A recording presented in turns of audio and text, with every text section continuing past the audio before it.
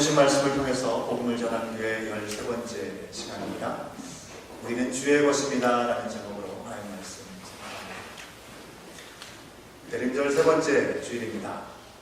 지난 한 주간은 우리가 하나님 앞에 대림절 특별 새벽기도 시간으로 한 주간을 새벽을 깨워서 주님 앞에 드렸습니다.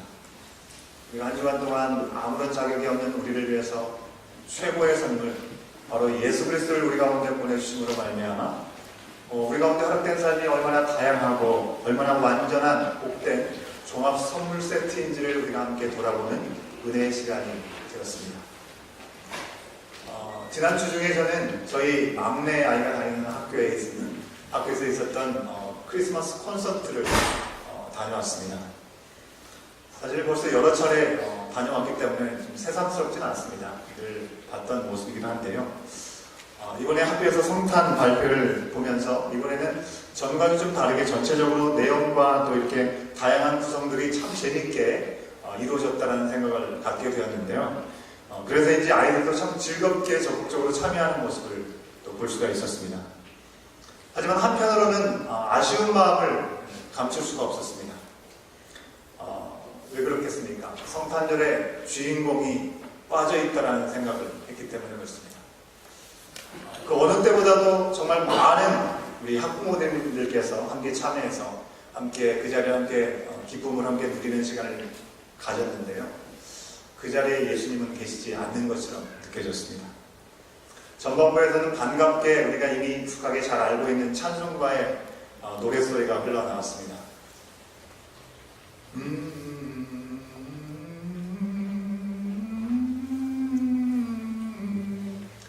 무슨 찬양이죠? 저들밖에 한밤중에, 그죠? 참 좋았습니다. 그런데 이 찬양곡을 우리 아이들이 합창으로 노래를 부르는데요, 조금 낯설게 들려졌습니다. 왜냐하면 그 가사가 전혀 달랐기 때문에 그렇습니다. The First Noel이라는 주님의 성탄을 축하하고 기뻐하는 이 가사 대신에 The First Snow Falling, 첫눈에 대해서 이렇게 이야기하는 그 가사가 담겨져 있었습니다. 그래서 좀 씁쓸한 마음을 지울 수가 없었고요. 또 그 가운데 연극처럼 이렇게 진행되는 내용들이 있었습니다. 데코레이션에는 이 많은 트리들이 캐나다이기 때문에 더 그런 것 같습니다. 많은 트리를 이렇게 데코레이션 해놨고 그 가운데 어린 아이들이 이 트리를 이렇게 탈을 쓰고 얼굴만 이렇게 내놓고 이렇게 대사도 하고 그런 내용들이 있었습니다. 한 아이가 꼭 집어서 질문을 했습니다. 크리스마스가 무슨 날인가? 라는 그런 질문이었습니다. 이에 대해서 어린 아기 이 나무가 나와서 답을 하는 것이죠. 그 답은 사랑을 나누는 날이라는 그런 표현이었습니다. 그런데 사랑을 나누는 날이라는 답변만이 있을 뿐이지 왜 사랑이 어디로부터 우리 가운데 임했는지에 대한 것은 알지 못한 채 그냥 그렇게 마무리가 된 것입니다. 여러분, 예수님께서 태어나시는 그 순간부터 2000년이 지나간 오늘 이 시간에 이르기까지 성탄절은 우리에게 늘 기쁨의 날이었고 행복한 날로 우리는 기억하고 있습니다. 그래서 정말 기쁘고 행복함으로 그 날의 주인공 예수 그리스도를 온전히 모셔드리고 왔는가? 라는 질문을 던져보게 되면 결코 그러지 않았던 것 같습니다. 예수님께서 태어나셨던 그 당시에도 여전히 마찬가지였다고 하는 것입니다. 왜 그렇습니까? 예수님께서 말구유에 태어났을 정도로 많은 사람에게 주목받지 못했습니다. 오히려 그 위협을 피해 가셔야만 하는 그런 상황이었던 것이죠. 그 가운데 하나님의 지혜로 동방에 있었던 세 박사는 먼 길을 달려와서 유대인의 왕이 나시는 곳이 어디냐라고 묻게 되었습니다. 누구한테 물었습니까? 이 분봉왕이었던 헤롯 왕에게 물었던 것이죠. 겉으로는 헤롯 왕은 환영하는 것 같고 축복하는 것 같았지만 그의 마음은 전혀 달랐던 것을 우리는 말씀을 통해서 분명히 알 수 있는 것이죠. 어린 아기들을 전부 다 죽이게 되었다는 것입니다. 바로 예수님 없애기 프로젝트를 거창하게 시작했다라고 감히 말씀드릴 수 있겠습니다. 하지만 하나님께서는 아기 예수님을 이집트로 피난하게 하셨습니다. 그의 생명을 보존하여 주셨던 것이죠. 처음 시작부터 그랬다는 것입니다. 오늘날에는 어떻습니까? 2000년 전처럼 예수님의 생명 자체에 대해서 위협이 느껴지는 그런 상황들은 아닐지 모르지만 제가 지난주에도 말씀드렸죠. 메리 크리스마스가 어떤 의미인지를 말씀드렸습니다. 기억하시나요? 메리 크라이스트 마스, 그죠? 행복하게 우리 예수님께 예배드린 날이 메리 크리스마스라고 말씀을 드렸습니다. 그런데 거기서 가장 중요한 단어는 크리스트, 그죠? 크라이스트가 될 텐데 점점 시간이 지날수록 이미 예수님은 빠져버렸습니다. 예수님을 점점 밀어내고 있는 것이 오늘날의 삶이라고 하는 것입니다. 오늘날의 모습이라고 하는 것입니다. 예수님이 빠진 채로 그저 서로 사랑을 나누느라 정신없이 바쁜 이 시절을 보내는 것이 바로 오늘날의 크리스마스가 되었다고 하는 것입니다. 여러분, 물론 서로 사랑을 나누고 따뜻한 마음을 나누는 것, 그것은 정말 예수님께서 기뻐하시는 일임에 분명할 것입니다. 하지만 그 이유와 목적을 상실한 채로 예수님을 철저하게 소외시키는 것은 참으로 심각한 문제가 아닐 수 없는 것이죠. 근데 크리스마스에만 그러는 것일까요?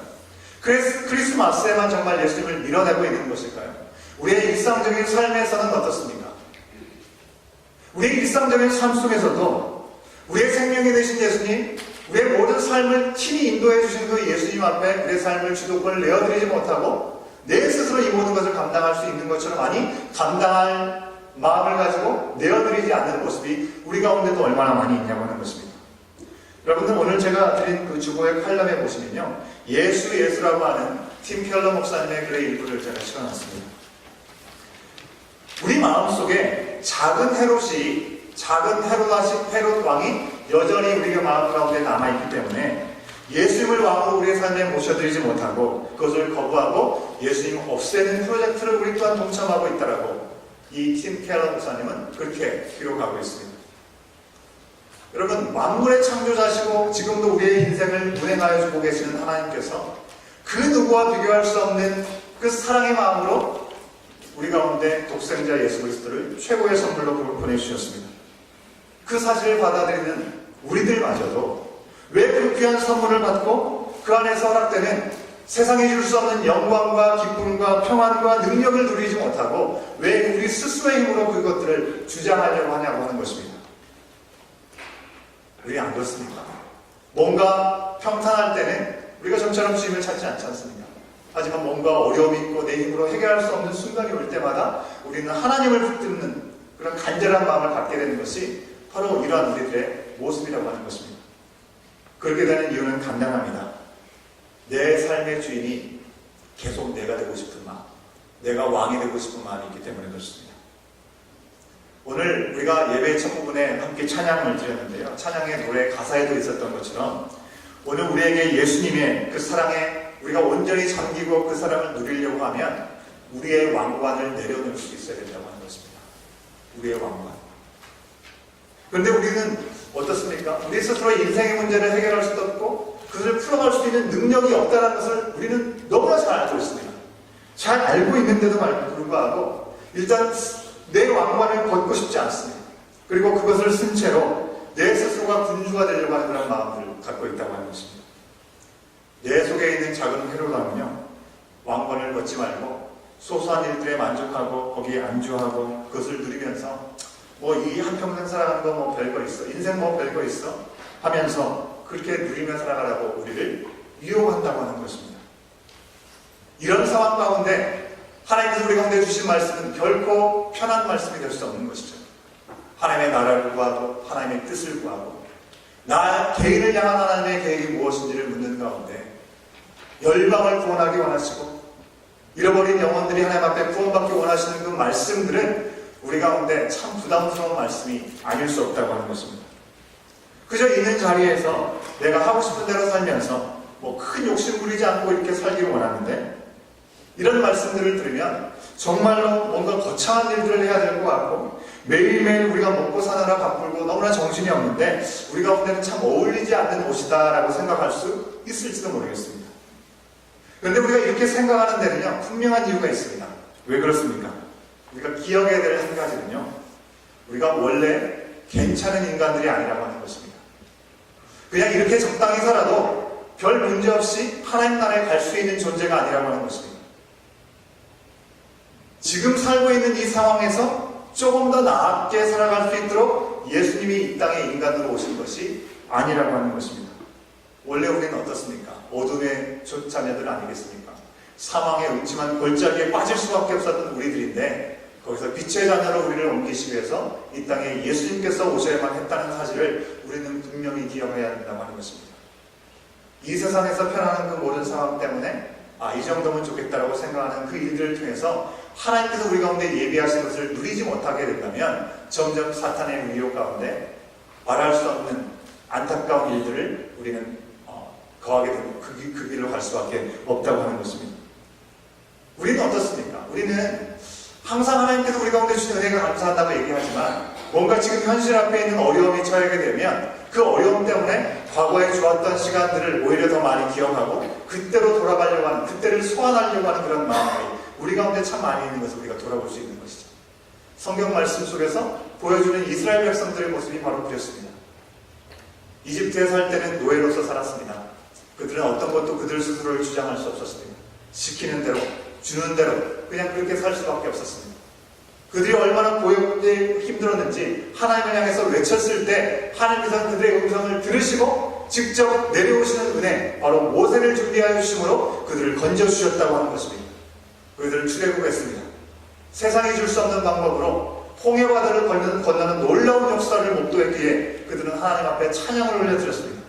하지만 그것도 잠시 광야의 여정 가운데 현실에 부딪히는 문제 앞에서 그들이 반응하는 모습이 어떠냐고 하는 것입니다. 적군들로부터 목숨의 위협을 받는 상황이 있을 때, 마실 물이 없어서 죽을 지경이 되었을 때, 먹을 것이 없다라고 생각하고 지치고 힘든 그 순간이 올 때마다 이스라엘 백성들은 뭐라고 했습니까? 과거를 돌이켰습니다.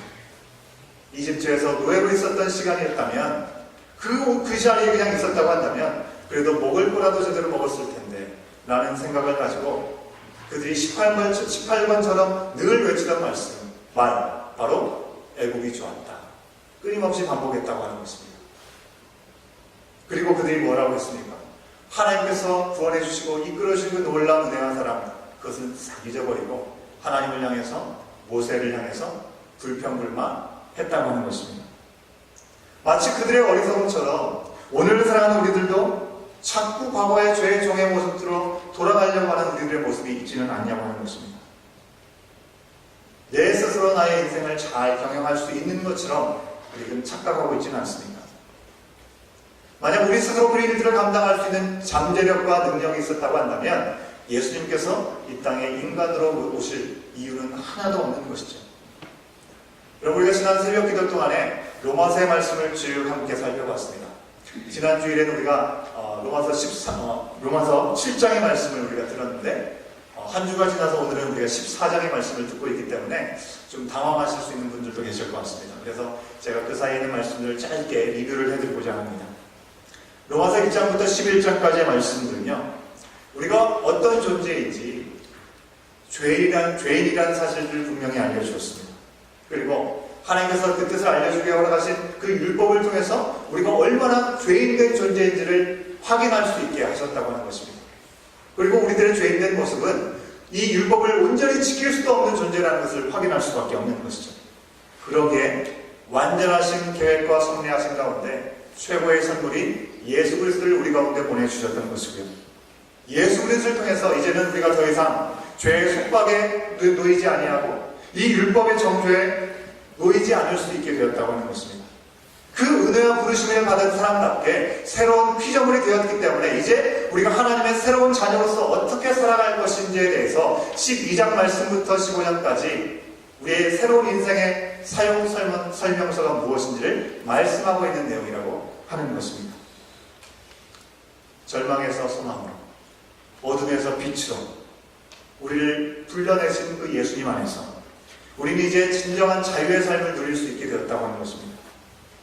하지만 로마서 12장의 말씀 이후에 나오는 새로운 인생의 사용 설명서, 우리가 이제는 어떻게 살아갈 것인지에 대한 지침서를 얘기하고 있기 때문에 우리가 율법으로는 자유가 될지 모르겠지만 또 다른 지침이 있기 때문에 여전히 율법과 같은 것이 아닌가라고 우리가 생각할지 모르겠습니다.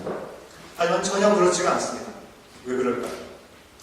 이 출애굽 당시에 애굽에 있었던 이 이스라엘 백성들은요, 파라오의 법을 따라야만 했습니다. 파라오의 법은 어떻습니까? 절대로 이스라엘 백성들을 유익하게 하는 법이 아니었습니다. 오로지 왕 자신을 위한 것이고 나라를 위한 법이었다고 하는 것입니다. 그저 이스라엘 백성들은 그 유익을 위한 도구 정도로만 쓰였다고 하는 것입니다.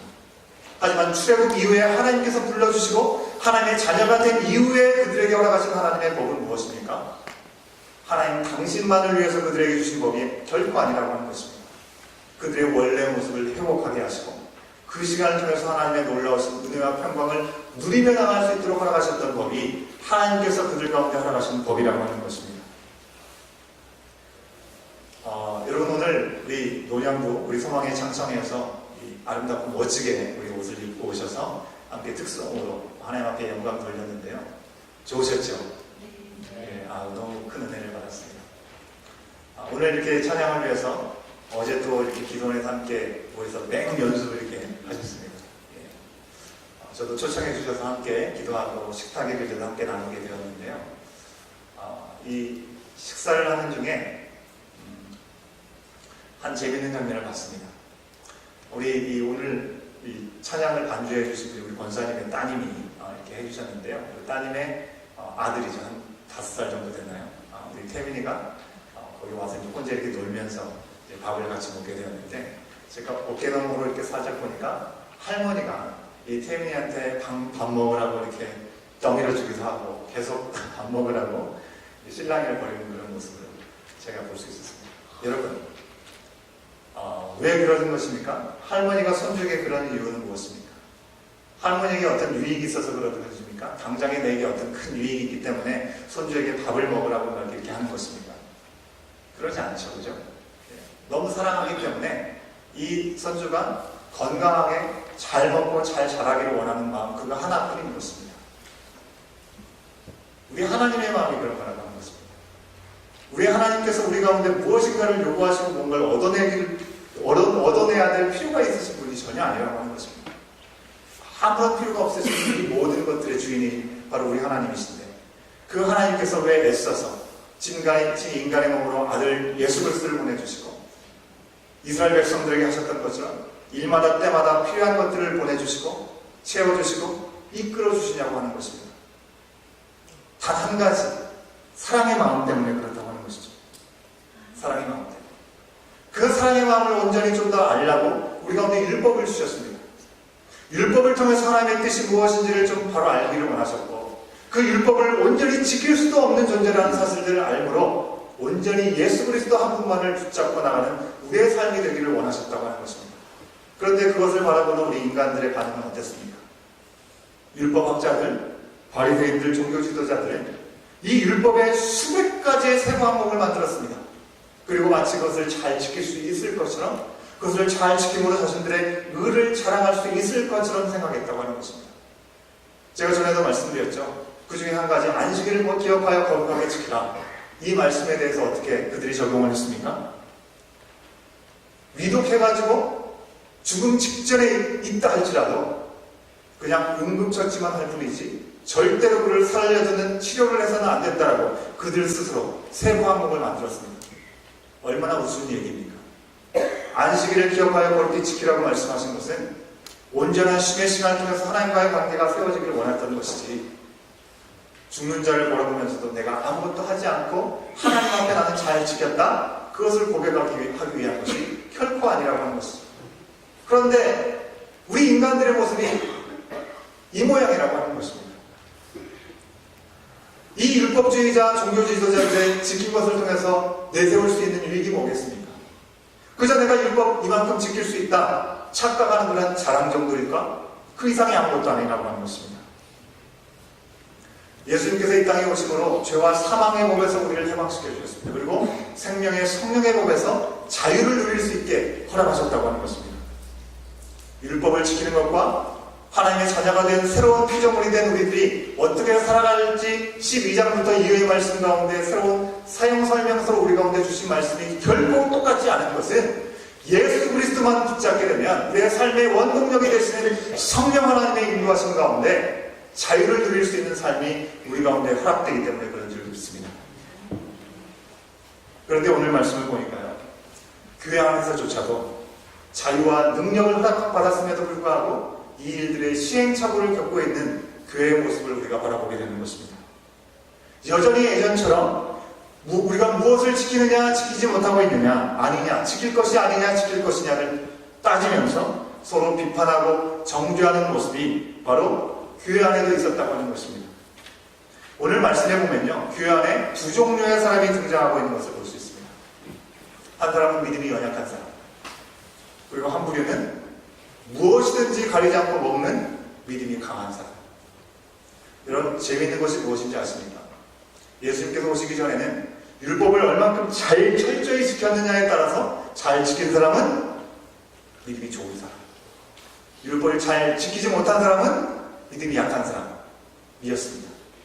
그러나 예수님께서 오시고 생명의 성령의 복을 우리를 자유케 하심을 온전히 고백하는 사람들의 고백을 통해서 여전히 율법에 매여가지고 내가 이것을 하는 것이 너무나 껄끄럽고 두려워서 지키지 못하는 사람은, 이것을 먹지 못하는 사람은 믿음이 연약한 사람, 내가 자유함을 얻었기 때문에 어떤 것도 가리지 않고 먹겠다고 고백하는 사람은 믿음이 강한 사람으로 바뀌게 되었다고 하는 것입니다.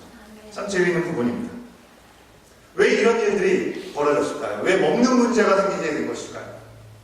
당시에 로마 교회를 향해서 바울 사도가 편지를 보냈습니다. 이 사회에서는요, 고기를 먹을 때 이 먹게 되는 이 모든 고기는요, 우상에게 드려졌다가 유통되어서 판매되는 고기들이었다고 하는 것입니다. 하나같이 모든 고기가 그랬다는 것입니다. 그러기에 예수 그리스도를 영접하기 전에는 아무런 생각 없이 먹었던 그 고기들을 이제 그리스도인이 되었기 때문에 우상의 제물 앞에 나가는 것이 껄끄러웠던 사람들은 그것을 먹지 않아야 된다는 생각을 했다는 것이죠.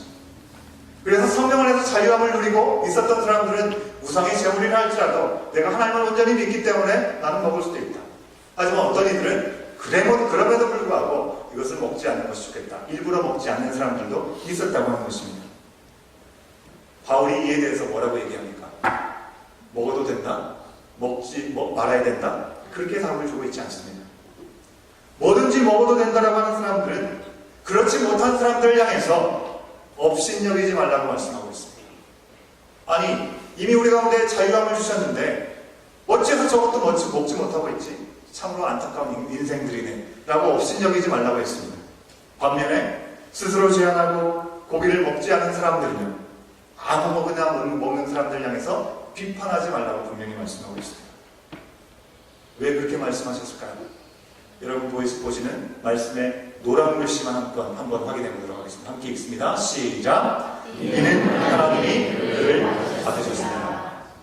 하나님께서 우리를 다 받으셨기 때문에 그렇다고 말씀하고 있습니다. 여러분, 우리가 진리에 어긋나거나 선악과 관련이 없는 일들, 그런 일들에 대해서 고민하게 될 때가 있습니다. 그래서 교회 역사 가운데서는요, 그 상황에 따라서 그런 문제들을 어떻게 해결해 나가야지 참으로 고민을 했습니다. 바로 그런 일들을 어려운 말로 하면 아이다포라라는 그런 말로 표현할 수가 있는데요, 성경에서 직접 이렇게 하라, 하지 말라, 그렇게 말씀하지 않은 내용들, 그런 내용인 아이다포라에 관해서 참 지혜로운 그런 융통성이 믿는 크리스찬들한테 필요했다고 하는 것입니다. 여러분, 실제로 교회 안에서 이것을 해도 되나 하지 말아야 되나 라는 아이다포라의 모습이 어떤 것들이 있습니까? 특별히 우리 한국 교회 안에 있는 그런 모습들이 있죠. 대표적으로 무엇을 생각할 수 있겠습니까?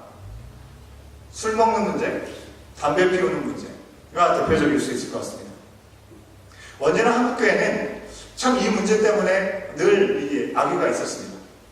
왜 그렇습니까? 한국 교회 전통적으로 음주 주초에 대해서 이 문제를 아주 심각하게 다뤘기 때문에 그렇습니다.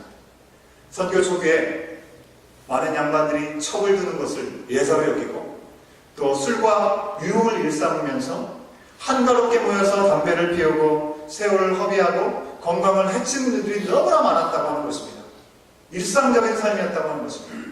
그 모습을 바라보면서 초기 선교사들은 예수 그리스도를 영접한 이들이 뭔가 세상과 구별된 삶을 살도록 인도하기 위해서 강한 권유를 한 것이죠. 바로 첩을 두는 것을 멈춰라, 술 마시는 것, 담배 피우는 것을 멈춰라 라고 강하게 권했던 것입니다. 그리고 그 이외에도 금주, 또 흡연에 대해서 하지 않을 것을 운동하는 일들이 계속 있었습니다. 이런 한국교회 사회로 인해서 우리 전통 이 모습 때문에 지금도 술의 문제, 담배의 문제는 중요한 이슈가 되고 있는 것은 또 사실입니다. 물론 사회적으로도 사실 신앙적인 이유가 아니라 건강의 이유 때문이라도 이것을 하지 않는 것을 많이 권유하고 있는 것이 오늘날의 모습이죠. 하지만 성경에서 분명히 얘기하고 있습니다. 술 취하지 말라라는 말씀과 더불어서 이 반대 개념으로 무엇을 얘기하고 있냐면 성령 충만을 받으라는 것과 완전히 반대 개념으로 얘기하고 있는 것을 우리는 또한 분명하게 기억할 수 있어야 되는 거겠죠. 왜냐하면 우리가 성령 충만한 삶을 누려야 되기 때문에 반대 개념을 따라가는 것은 삶을 좀 절제할 수 있어야 되기 때문에 그렇습니다.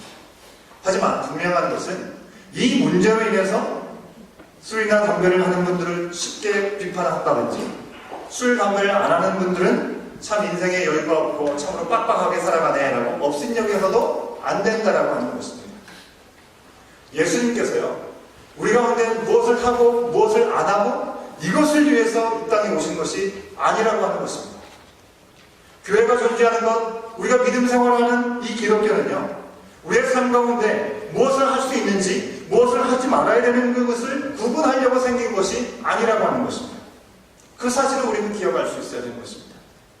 하나님은 우리 가운데 묻지도 않으셨습니다. 따지지도 않으셨습니다. 그 가운데 우리를 자녀 삼으셨습니다. 그런데 우리는 우리가 무엇이라고 서로에게 나의 기준을 들이대면서 비난하고 비판할 수 있겠냐고 하는 것입니다. 하나님은 그러시지 않으십니다. 여러분, 얼마 전에 영국의 해리 왕자가 이 결혼하는 내용에 대한 소식이 화제가 되었습니다. 기사를 보신 분들 아실 텐데요. 이 결혼이야 뭐 당연히 하는 건 아니겠습니까? 왕실이니까 관심을 받을 수는 있을 텐데 왜 더 이게 화제가 된지 아시죠? 이 해리 왕자의 배우자인 이 여자가 이혼녀였습니다. 이혼을 했다는 사실 때문에, 그리고 흑인이었고, 그리고 호녀라였기 때문에 더욱더 그랬다고 하는 것이죠.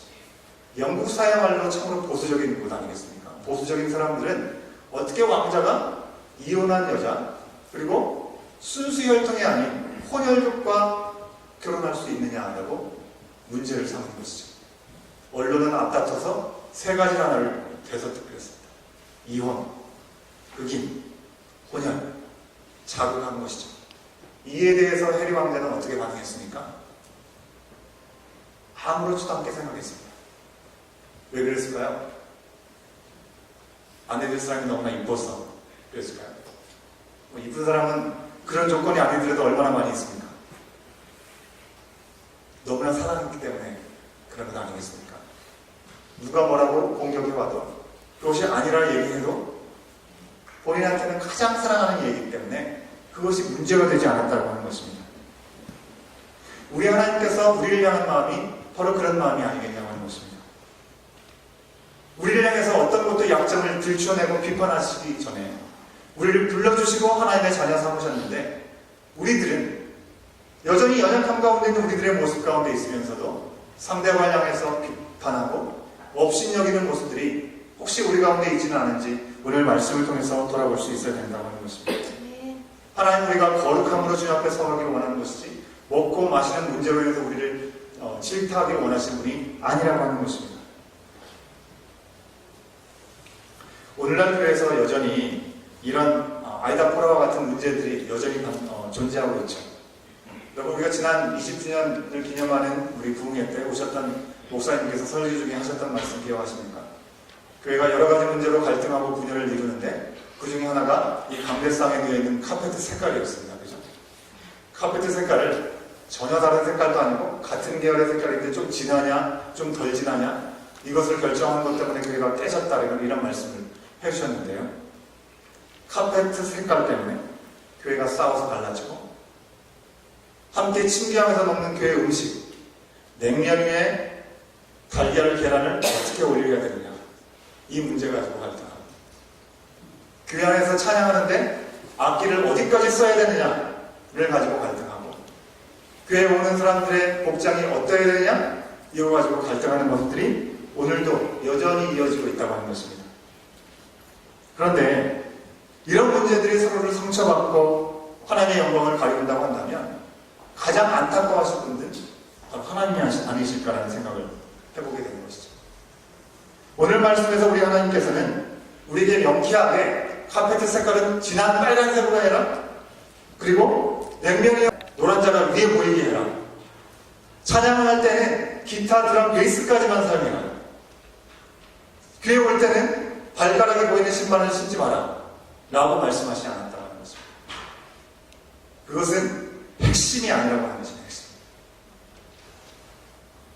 사랑을 받은 자녀답게, 우리가 하나님의 사랑을 충만함으로 받은 자녀답게 거기에 맞게 서로 다른 모습들을 바라보면서 대할 수 있어야 된다라고 말씀하고 있는 것입니다.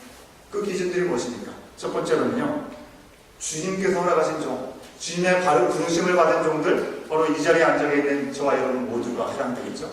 그의 종은 내 종이 아님을 알아야 된다고 하는 것입니다.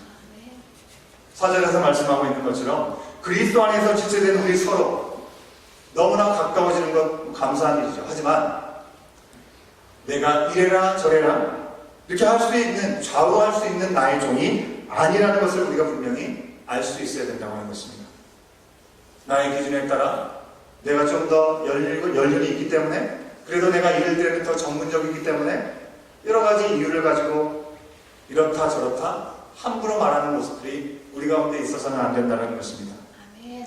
여러분, 우리 그리스도인들은요, 모든 1대1의 관계, 우리 장로님과의 관계, 또 집사님과의 관계, 또 권사님들의 관계, 1대1의 관계를 맺고 살아가죠. 하지만 어떤 1대1의 관계도 우리는 1대1의 관계가 아니라 삼각관계라는 사실을 우리는 잘 기억할 수 있어요. 왜 삼각관계일까요? 누구 때문에? 하나님 때문에. 우리를 동일하게 부르신 하나님께서 우리 가운데 함께 하시기 때문에, 사랑하는 권사님, 사랑하는 집사님, 장로님, 우리의 청년들, 우리 자녀들을 볼 때마다 하나님을 통해서 바라볼 수 있어야 된다고 하는 것입니다. 하나님께서 나에게 주신 하나님의 마음을 가지고 그의 영을 바라보고 함께 대할 수 있어야 된다고 하는 것입니다. 그러려면 내 것을 주장할 수가 없는 것이겠죠. 두 번째는요, 무엇을 하든지 주의 영광을 위해서 하는 그런 일들 앞에 비판하지 말고 서로 감사해야 한다고 하는 것입니다. 바로 서로 다르더라도 그 다름이 틀린 것으로 생각하지 말고, 비판하지 말고 주의 일을 위해서 함께 동역하는 동역자임을 기억하고 감사하라고 하는 것입니다. 우리가 무엇을 먹든지 자유롭게 주를 위해서 먹을 수도 있고요, 먹지 않는다 할지라도 주를 위해서 내 자신을 절제할 수가 있다고 하는 것입니다. 그 일들이 비판의 대상이거나 업신여김의 대상이 되어서는 안 된다고 하는 것이죠. 여러분, 우리가 교회도 결혼에 비유할 수 있을 것 같습니다. 여러분, 결혼은 일평생을 한 사람과 서로 다른 사람이 만나서 살아가는 것이지만, 교회 공동체는 어떻습니까? 한 사람이 아닙니다. 그렇죠? 서로 다른 환경과 배경과 성격을 가지고 있는 수많은 사람들이 함께 모여서 하는 것이 교회입니다. 그러니 여기서 하나된 일치를 누릴 수 있다는 것은 기적과 같은 일이죠. 함께 예수 그리스도를 고백할 수 있고 하나된 마음을 나눌 수 있다는 것 자체가 우리 가운데 허락하신 기적인 줄로 믿습니다. 이 기적의 삶을 우리가 누리고 있기 때문에 그 가운데 허락하신 일들의 감사로 우리가 고백하며 나갈 수 있어야 되는 것이지, 그 외 다른 생각들을 내려놓을 수 있어야 된다고 하는 것입니다. 마지막으로요, 사랑으로 주의하라고 말씀하고 있습니다. 먹고 마시는 것과 같은 아이다고라는 우리의 삶과 신앙의 핵심, 본질이 결코 아니라고 하는 것입니다. 그것이 마치 본질인 것이냐, 그것이 핵심인 것이냐 착각해서는 안 된다고 하는 것입니다. 왜 그렇습니까? 17절 말씀 우리 같이 한번 확인해 볼까요? 17절 말씀 함께 확인합니다. 시작. 하나님의 나라는 먹는 것과 마시는 것이 아니라 오직 성령 안에서 있는 의와 평강과 희락이라. 하나님의 나라는요, 먹는 것, 입는 것, 마시는 것, 이것이 핵심이 아니라고 말씀하고 있습니다. 성령 안에 주어지는 존재로서 성령의 지배를 받는 가운데 의와 평강과 희락을, 기쁨을 누리며 나가는 삶이 바로 우리의 삶이라고 말씀하고 있습니다. 여러분, 우리가 사랑하지 않으면요, 그리스도를 위해서 죽으셨던, 그리스도께서 우리를 위해서 죽으셨던 그 형제들 근심하게 만드는 일들이 너무나 많이 생긴다고 하는 것입니다. 그래서 바울사도는 고린도전서의 말씀을 통해서 이렇게 고백하고 있죠. 고린도전서 10장 23절 24절 31절 말씀도 같이 한번 확인하면서 우리의 고백이 될 수 있기를 바랍니다. 함께 읽습니다. 시작. 모든 것이 가나 모든 것이 유익한 것은 아니요 모든 것이 가나 모든 것이 덕을 세우는 것은 아니니 누구든지 자기의 유익을 구하지 말고 남의 유익을 구하라. 31절이요. 그런즉 너희가 먹든지 마시든지 무엇을 하든지 다 하나님의 영광을 위하여. 무엇을 위해서 하라고요? 하나님의 영광을 위해서 하라라고 말씀하고 있습니다. 말씀대로 서로 사랑하는 마음을 가지고 하나님의 영광을 위해서 내 마음보다는 서로에게 거리끼지 않은 그런 일들을 위해서 사람 앞에서 내가 좀 더 나았다라는 나의 의로움을 자랑하기 위해서가 아니라 하나님 앞에서 나의 믿음을 입증하기 위해서 살아갈 수 있는 우리들이 되기를 하나님은 원하신다고 하는 것입니다.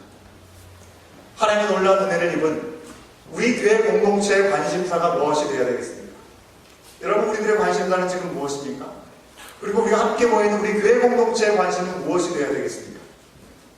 누가 무엇을 얼마나 잘했느냐? 절대로 그것이 되어서는 안 되는 것이고요.